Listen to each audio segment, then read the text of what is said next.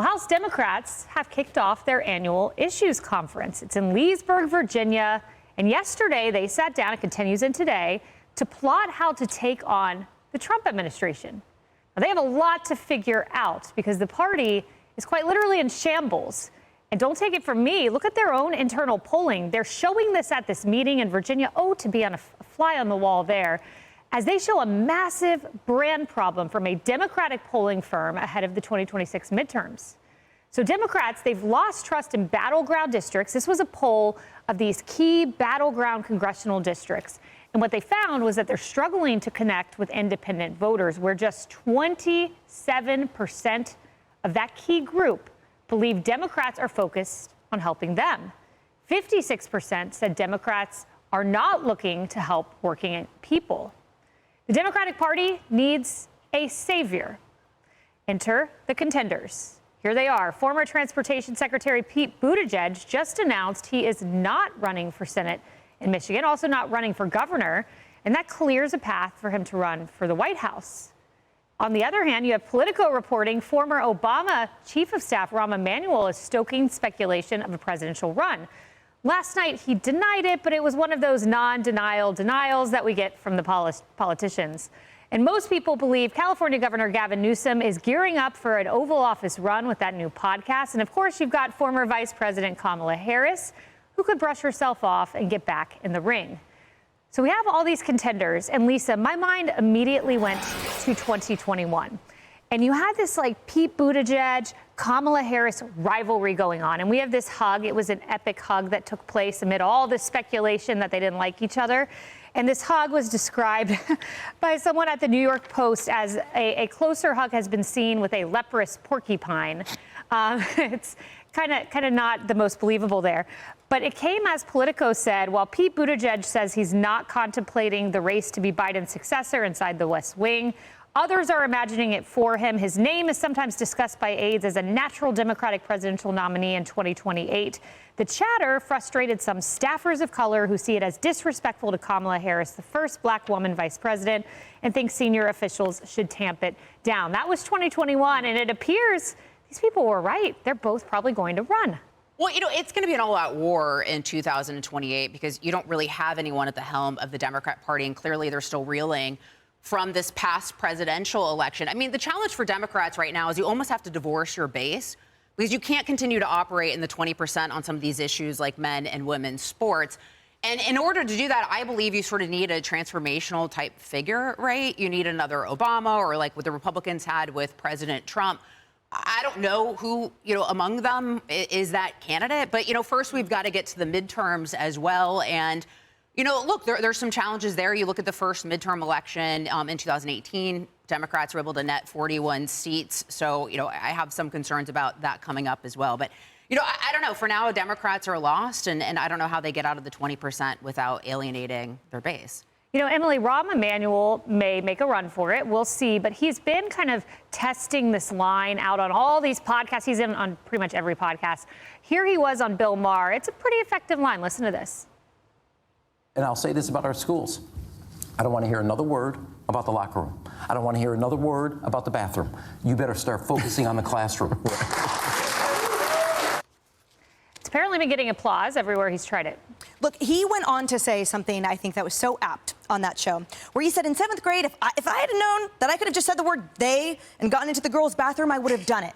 And he said, meanwhile, we are a superpower right now. We're facing off against China with 1.4 billion people, and 2/3 of our children can't read at 8th grade level. And what that started off, or perhaps just reignited, was a media coverage of, frankly, the superpower for that party that Rahm Emanuel could, again, arguably either become or resurrect. And the reality is that this entire time he has been doing that. He's been inserting himself into the political issues of the day. He has an incredible pedigree. Mayor and congressman and ambassador and envoy and the like, in addition to the economy work. But the reality is that while he was, for example, ambassador to Japan and envoy to all of Asia, he was not quiet. he was not latent. And so he has had these talking points, these connections, these relationships that entire time. And the coverage has said, look, here's a guy that comes through from the left, cuts through the BS, pulls out a salient issue and makes it clear for Democrats in a pithy soundbite that's easy to amplify. Who is that like? President Trump. So the argument here is that here's a no-nonsense, very experienced, moderate Democrat. And the cons, arguably, well, he's brusque or he's perhaps too far the past. Well, maybe that's what the Democrat Party argues. Maybe that's what we need right now. Someone that can go toe-to-toe with the president, doesn't take any crap, and isn't going to be in any way fishhooked by this extremist part of the party. And final point, he's Jewish. And so for a party that has been blatantly anti-Semitic by many of its mouthpieces for a long time, I think potentially the benefit for him being Jewish and as running for president for that party would go leagues to demonstrate to the rest of the world that the Democrat Party is in fact pro-Israel and not anti-Semitic. And you have Josh Shapiro there too, someone else whose name is in the ring. There could be a ton of people on that stage. This is on Charlemagne. This is Andrew Schultz, and he is saying the party is too much like the Ivy League and less like you. Watch. I don't think Democrats are going to win so easily in 2028. I think that because the Democrats are in such disarray, America will say, you know what, just give me a sensible Republican. Just give me a traditional conservative. And I think that they're also concerned. They're playing this like prevent defense. Mm-hmm. And they're really concerned about like ostracizing a group. Like if I say this, will women be upset? If I say this, will black people be upset? If I say this, will trans be upset? But I think what Democrats need to do is just start listening to everyday working class people. I think Democrats are too stuck in the Ivy League. There's too much like pretentious finger wagging.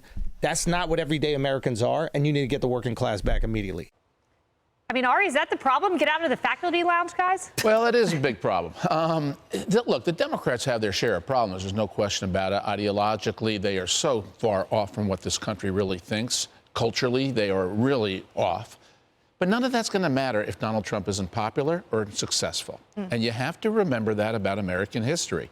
We have rejection elections. And that is typically what happens. And it doesn't matter if the minority party, the Democrats, they are unpopular, it hurts them.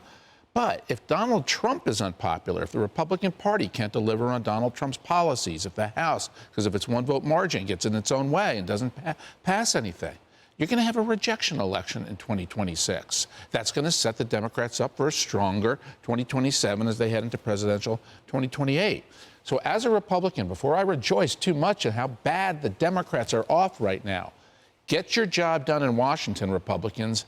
That is the best way to keep the Democrats unpopular. Well, and that's what they're dealing with right now. During my hour of the Faulkner Focus, we saw Tim Kaine of Virginia come on board as a yes, potentially in the Senate on stopping, what's going forth and voting with Republicans to stop the shutdown of government tomorrow night at midnight.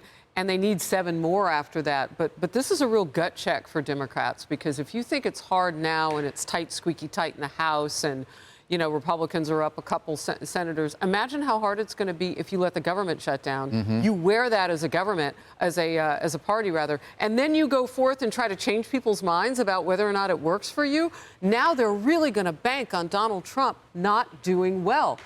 That's not a strategy. Former experience would tell you hating Donald Trump doesn't win the White House. That's not what gets you there. So you're right. Republicans have to do their job. So far they are, and the job they're doing is to enact the vision that the American public said in November they wanted, and that's of Donald Trump. They need a message. And I don't know about the Bill de Blasio was on with Bill and Dana this morning on America's Newsroom, and he was kind of walking the middle line on transgender and saying, well, you can't start to have, you have to stop having boys and girls sports at high school. My daughter started gymnastics at 8, was winning world championships, God bless her. She's moved on to a different sport now. It takes more than high school and college to make that ground even. I don't even know where that is, but now you've got to come up with a message that makes sense, or just stop talking about it. I don't know. One caveat, you don't always have to come up with a message. Your message sometimes can just be change. The other guys are worse. Worked for Obama, yeah. You cannot forget that in politics. I will just add in some input from Mike McEnany. My dad had a thought. He just said, I can't believe Andrew Cuomo is not on that list you showed. He's running for mayor. He's going to leapfrog into a national election. So little Mike McEnany footnote. This is what we call phoning a friend. everyone. Hey, everyone. I'm Emily Campagno. Catch me and my co-hosts Harris Faulkner and Kaylee McEnany on Outnumbered every weekday at 12 p.m. Eastern, or set your DVR. Also, don't forget to subscribe to the Fox News YouTube page for daily highlights.